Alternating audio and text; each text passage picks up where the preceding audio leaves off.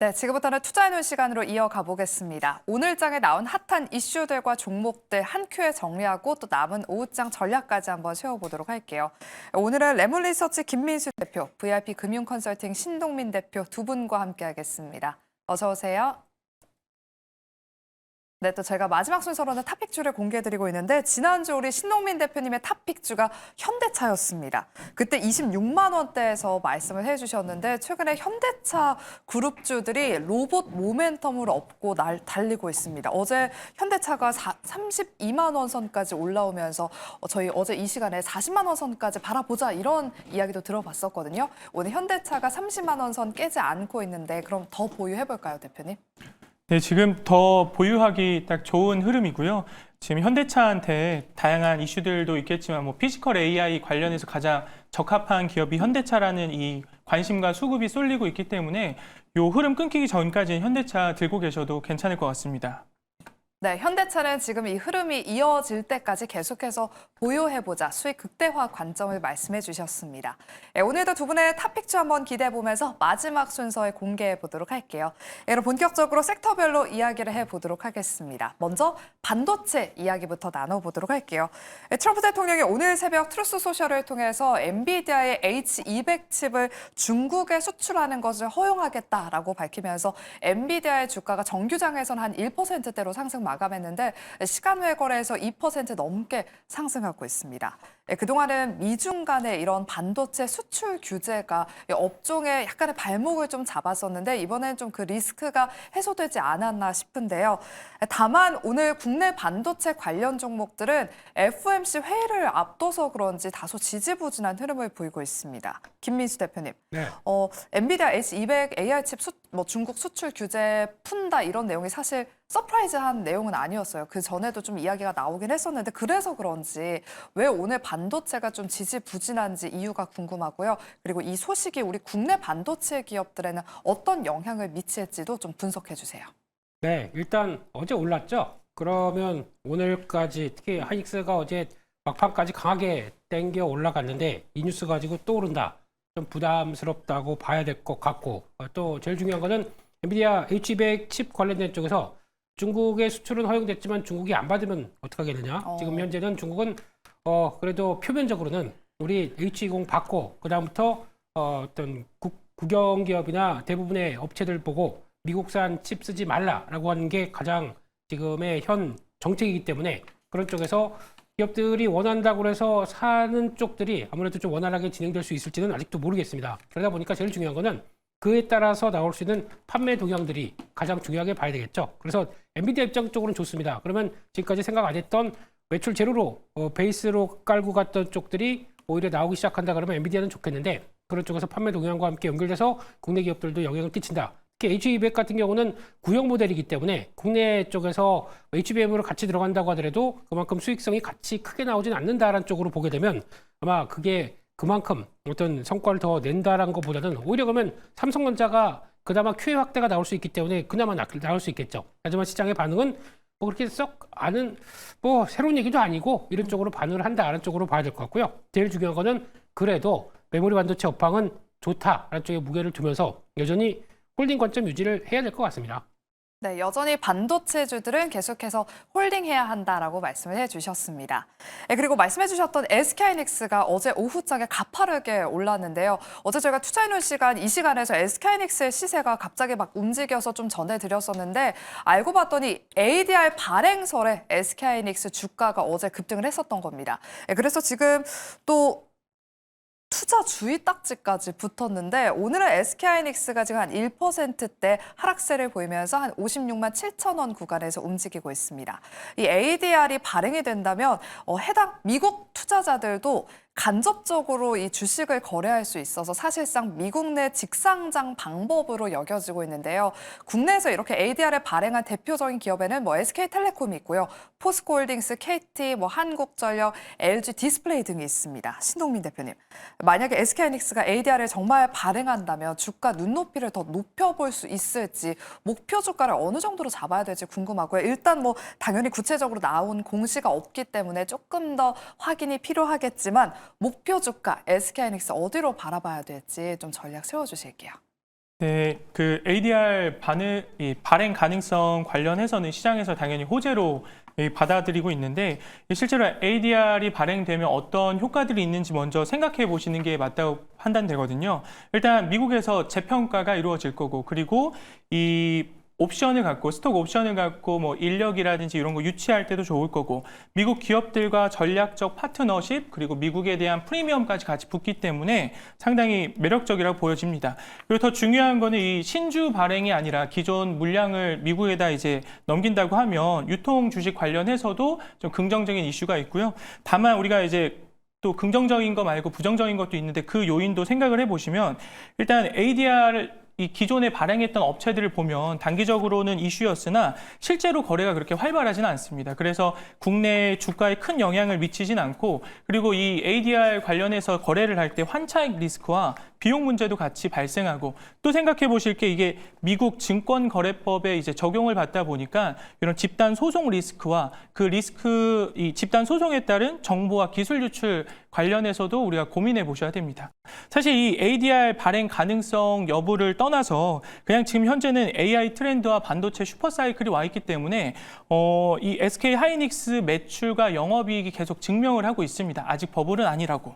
그리고 증권사 컨센서스만 보셔도 최하단이 요즘에 이제 70만 원으로 잡혀 있고 많게는 100만 원을 넘게도 보고 있기 때문에 이 트렌드만 빠지지 않는다면 걱정하지 않고 쭉 보셔도 전혀 문제 없다고 보고 있습니다. 네, ADR 발행이 꼭 장점만 있는 건 아니다. 단점도 있다라고 꼽아주셨는데요. 물론 이 ADR 발행이 긍정적인 모멘텀으로 작용할 수 있지만 이 모멘텀을 제외하고서라도 SK하이닉스는 추가 상승 랠리를 기대해 볼 수 있다라고 짚어주셨습니다. 이렇게 반도체 섹터에 대한 이야기는 여기까지 해보도록 하겠고요. 다음은 자동차와 로봇 이야기 넘어가 보겠습니다. 현대차가 최근에 로봇 모멘텀을 얻고 신고가를 돌파한 가운데 어제에 이어서 오늘 약간 좀 쉬어가고 있습니다. 김민수 대표님, 앞서 저희가 현대차에 대해서는 목표 주가 더 높게 바라보자라고 리뷰를 좀 짧게 들어봤었어요. 우리 대표님의 의견도 궁금하고요. 일단 보유하신 분들은 그렇다면 좀 홀딩을 하되 신규 진입을 고민하시는 분들은 지금 구간에서 들어가도 괜찮을지 우리 대표님의 현대차 그룹주에 대한 의견도 좀 제시해 주세요. 네, 지금 시점에서 뭐 기존 보유자들만 가져가야 될 영역이 아닌가 생각되고 있고 신규 분들은 지금 자리는 조금 부담스럽습니다. 그래서 약간 30만 원 밑으로 노리시는 게 좋겠다라는 쪽에서 처음으로는 한 29만 5천 원 정도가 가장 그래도 진입하기 좋은 가격대가 아닌가 생각되고 있고요. 현대차 관련된 쪽들은 뭐 지금 시장에서 다 알려진 흐름들로 이제 피지컬 AI 관련된 쪽을 많이 부각받는다고 하더라도 제 개인적으로는 하드웨어 살 거면 차라리 소프트웨어 쪽으로 공략하는 게 낫다라는 관점 쪽에서 계속 강조드리지만 현대오토웨버를 공략하시는 게 훨씬 더 좋겠다라고 바라보고 있고요. 그만큼 오늘 같은 경우도 현대오토웨버가 현대차보다 더 잘 버티고 고점에서 지지를 한다는 얘기는 시장에서 관심은 그만큼 소프트웨어에 대한 밸류를 더 줄 수 있겠다라는 쪽으로 바라보고 있기 때문에 지금부터는 고점에서 물량을 잘 소화하고 다음으로 간다라고 하게 되면 제가 보기에는 오히려 현대오토웨버가 고점과 그리고 또 탄력들을 강화시키기는 더 좋은 모습들이 아닌가 싶기 때문에 저라면 현대오토웨버를 조정받는 시기에 잘 더 노리는 게 좋겠다 그렇게 말씀드리겠습니다. 네, 일단 현대차에 보유하신 분들은 계속해서 보유할 때 신규 진입을 고민하시는 분들은 오히려 하드웨어 쪽보다는 소프트웨어 쪽이 조금 더 유망해 보인다라고 말씀해 주시면서 현대오토웨버를 말씀해 주셨습니다. 잘 참고하셔서 대응해 보시길 바라겠고요. 그리고 최근 로봇주 안에서도 종목별로 순환매가 정말 빠르게 이어지고 있는데 오늘은 고영이 그 뒤를 이어받았습니다. 오늘 장중에 14%대까지 급등하면서 3만 원 선을 한번 뚫어주는 흐름을 보였는데요. 현재는 약간의 윗꼬리가 달리면서 한 6%대 상승세 보이면서 28,000원대에서 움직이고 있습니다. 신동민 대표님, 그동안 휴머노이드 로봇 관련주들이 움직였는데 최근에는 이 순환매가 좀 돌면서 의료용 로봇 기업들이 좀 시장에서 주목받고 있는 것 같아요. 로봇주들 앞으로의 투자 전략 어떻게 좀 가져가 봐야 될까요? 지금 이렇게 순환매가 돌고 있기는 하나 지금 투자자분들이 지금 이슈들을 좀 기다리고 있는 것 같습니다. 뭐 대표적으로 FOMC 이제 금리 발표, 그리고 이제 빅테크들 오라클, 브로드컴, 마이크론 등 이제 실적 발표 좀 기다리면서 지금 순환매가 천천히 돌고 있지 않나 생각이 들고 로봇주라고 하면 저는 좀 추천드리는 게 항상 좀 대장주 위주로 추천을 드립니다. 특히 요번에 이 알테오잔 코스피 이전 관련해서도 이 패시브 펀드들의 자금이 당연히 코스닥에 이제 돌 텐데 그거에 대한 이제 직접적인 혜택은 그래도 로봇주로 많이 갈 것 같고 그 로봇주 안에서도 이제 이왕이면 대장주로 좀 많이 갈 것 같기 때문에 이왕이면은 추천드리는 거는 레인보우 로보틱스, 두산 로보틱스는 뭐 코스피지만 그래도 로보티즈 정도까지 말씀드리고 싶습니다. 네, 로봇주 안에서는 레인보우 로보틱스와 두산 로보틱스, 로보티즈까지 특징 기업으로 언급해 주셨습니다. 네, 다음으로는 오늘 오랜만에 또 조선주들이 강한 상승세를 여전히 유지하고 있어서 이야기 나눠보겠습니다. 마스카 프로젝트에 대한 멀티플을 적용할 시점이 됐다라는 증권가의 분석 속에서 오늘 저가 매수세가 유입되면서 조선주들이 또 턴어라운드하는 모습을 보이고 있는데요. 특히나 또 LC현대그룹이 3조 원 규모의 인도 정부 신규 조선소 건설 사업에 참여한다라는 소식이 또 상승의 트리거로 작용하고 있습니다. 김민수 대표님, 네. 마스카 프로젝트에다가 LNG선 군함 프로젝트까지 내년에 줄줄이 기다리고 있다고 하더라고요.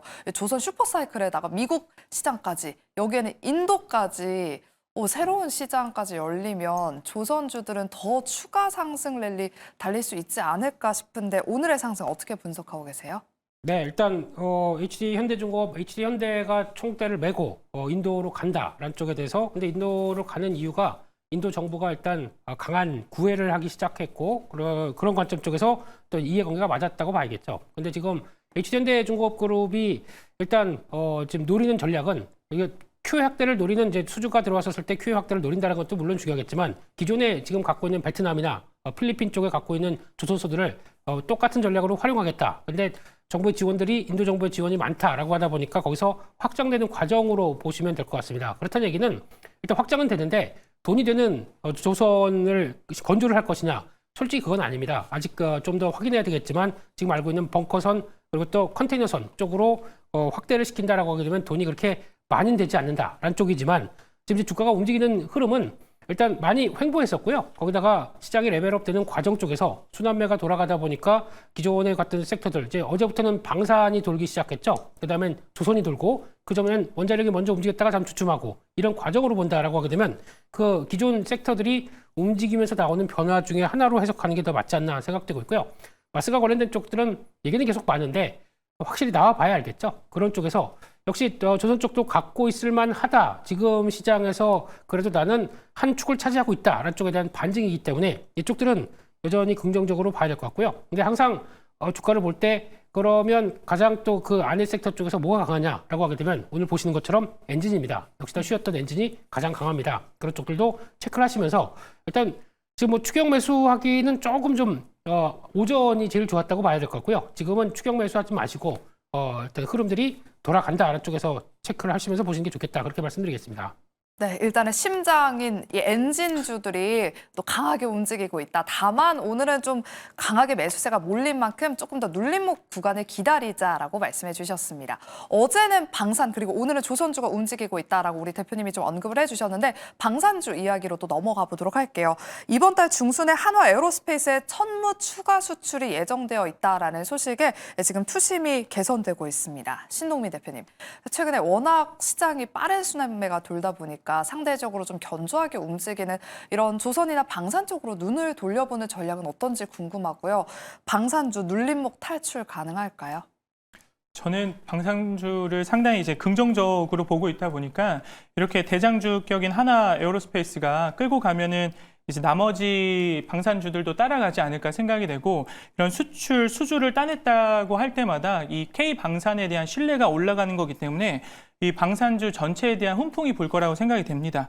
근데 이제 대장주라고 할 수 있는 지금 하나 에어로스페이스나 LIG 넥스원 그리고 현대 로템까지 보면은 지금 이제 조정받고 천천히 우상향하려고 방향을 틀고 있거든요. 그리고 기관 수급 같은 경우는 이제 꾸준하게 들어오고 있고 그럼 이제 방산주는 결국 보셔야 되는 게 세계 정세인데 당분간은 이 방산주에게 되게 긍정적이지 않을까 생각이 듭니다. 일단 미국 같은 경우만 해도 뭐 착한 우방국, 나쁜 우방국 나누면서 착한 우방국이라고 하면 방위비를 증액해준 그리고 나쁜 우방국이라고 하면은 방위비 증액 안 한 그러면서 이런 여거에 따라서 뭐 인센티브나 페널티를 주겠다라고 얘기하고 있고 또 오늘 새벽에 뭐 태국, 캄보디아 이제 무력 충돌이 있었던 거 그리고 러시아, 우크라이나, 이스라엘, 이란, 중국 그리고 대만 등등 지금 세계 정세가 방산에 힘을 쓸 수밖에 없는 흐름으로 가고 있기 때문에 특히 이제 12월 같은 경우는 각국에서 방위비 이제 집행 관련해서 이슈가 있어서 방산주는 지금 이렇게 빠졌을 때 오히려 포트폴리오에 넣어주실 절호의 기회가 아닐까 말씀드리고 싶습니다. 네, 이렇게 방산주에 대한 이야기 나눠봤고요. 그리고 내일 정부의 150조 원 규모의 국민 성장 펀드가 출범됩니다.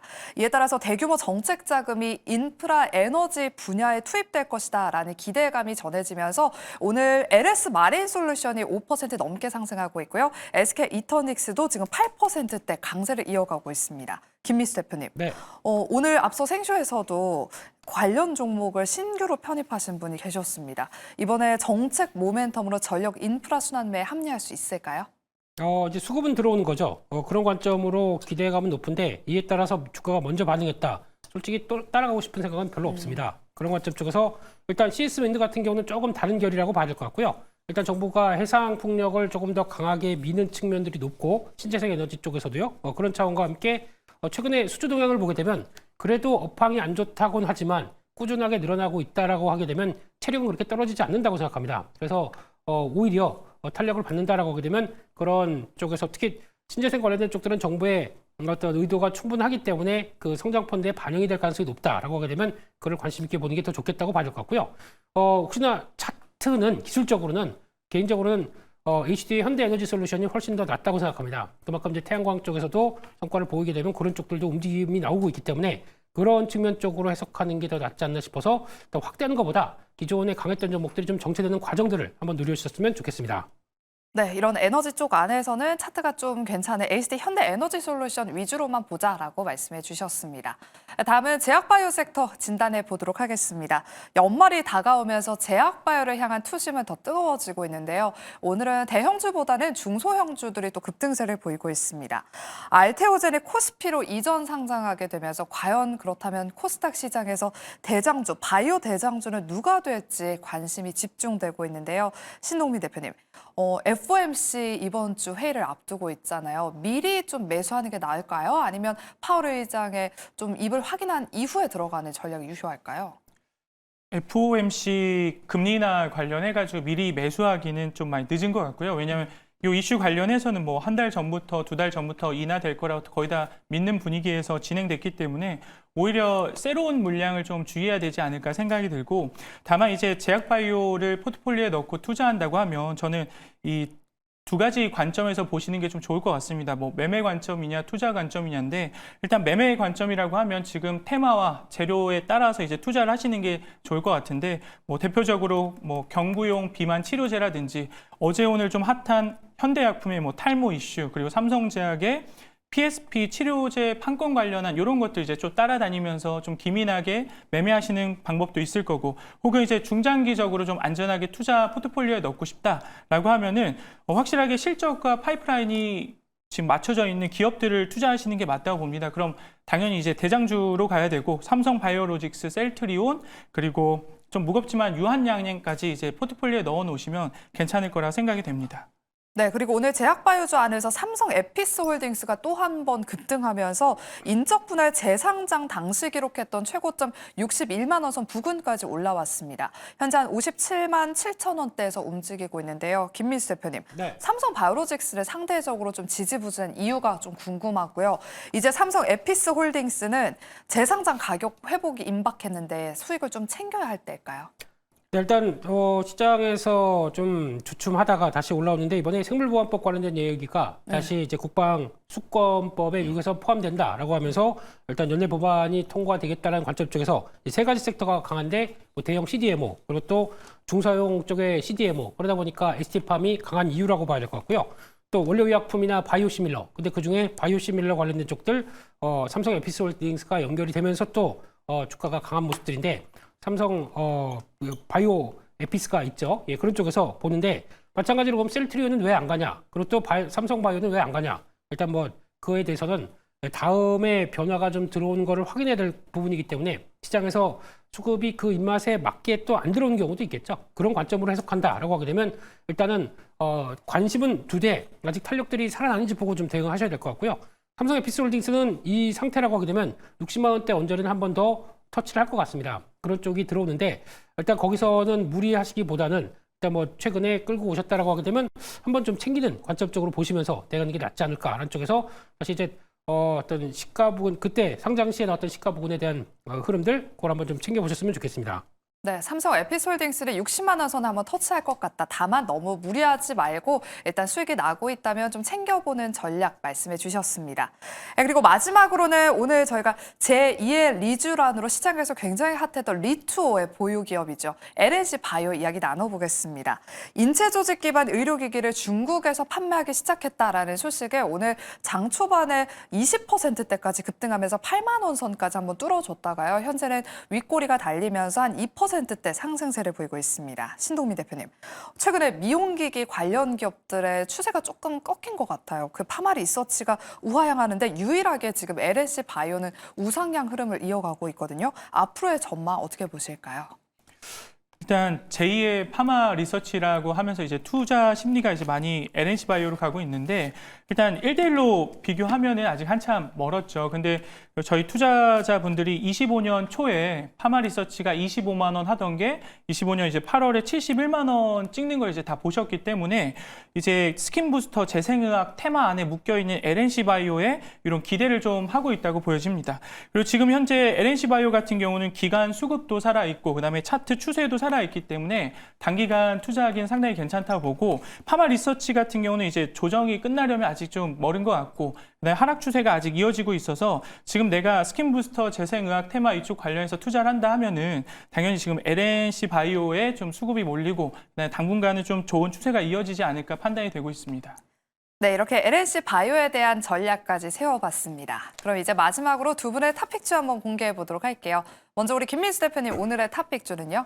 네, 지난번에 3빌리언을 가져와서 재미를 봤었는데 네. 그 비슷한 회사가 하나가 있는데 그 종목이 유로핏입니다. 네, 유로핏은 지금 최근에 가다가 조금 조정을 받았지만 일단 비슷한 AI 의료 쪽이라고 바라보고 있는데 그중에서 시총은 그때 이제 3천억대짜리가 5천억대 이상으로 가는 거와 똑같이 지금도 3천억대 정도로 시총을 갖고 있다라고 하게 되면 레벨업 될 가능성이 충분히 있다고 봐야 될 것 같고요. 이 회사의 강점은 일라이릴리와 로시와 함께 임상 데이터를 공유 검증하는 과정이 나오고 있는데 그게 대상이 중추신경계 관련된 알츠하이머 쪽입니다. 이쪽에서 의료 AI를 통해서 MRI 나온 결과와 PT에 나오는 결과를 가지고 같이 동반적으로 분석하면서 데이터에 대한 강점들을 갖고 있는 회사이기 때문에 일단 오히려 빅테크가 빅파마들이 앞에 있는 가운데 그와 협업해서 나가기 시작한다. 그러면 언제든지 성과를 내기 딱 좋은 회사이기 때문에 충분히 밸류를 줘도 이상이 없다라는 쪽으로 바라보게 되면 지난번 나왔던 때 고가 때 보고는 충분히 다시 시도할 수 있겠다라는 관점 쪽에서